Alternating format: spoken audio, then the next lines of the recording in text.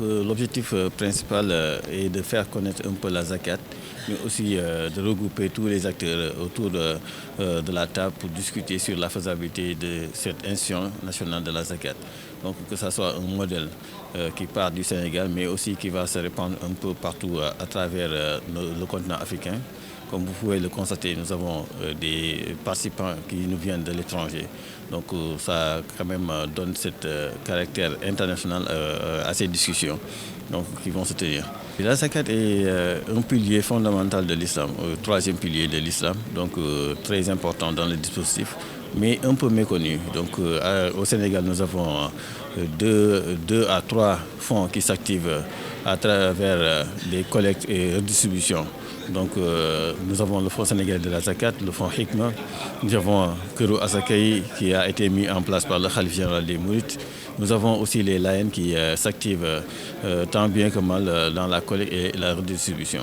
Donc ce potentiel est vraiment très faible comparé au potentiel national qui a été prouvé par nos études, donc qui tourne autour de 500 milliards de collecte par année. Ouais, donc on peut faire pas mal d'actions avec la zakat une fois institutionnalisée. La autorité du WAF est un partenaire vraiment très important dans l'organisation de cet événement.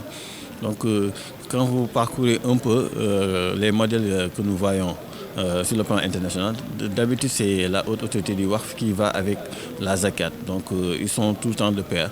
Donc là, il est naturel qu'au Sénégal, qu'on puisse à travers ce projet de haute autorité du WAF, donc montrer au gouvernement qu'il y a cette possibilité d'y joindre la zakat pour un développement plus équitable et plus prospère pour nos compatriotes. C'est une avancée notoire, mais très méconnue, parce que les particuliers n'étaient même pas au courant que dans le Code général des impôts de 2012, la zakat a été intégrée comme déductible dans l'assiette de calcul de l'impôt. Mais en fait, cette avancée aussi n'est pas complète parce qu'ils ont dit sur l'article 55 que le paiement de la zakat à travers des canaux officiels reconnus. Vous voyez. Donc, mais ces canaux officiels reconnus, on ne sait pas encore de quel canal il parle. Donc on suppose que l'État peut-être faisait un pas en avant pour nous permettre, nous, de réfléchir sur comment mettre en place une institution nationale qui sera peut-être l'institution qui sera reconnue officiellement donc pour le paiement de la zakat déductible. Mais on peut aller plus loin.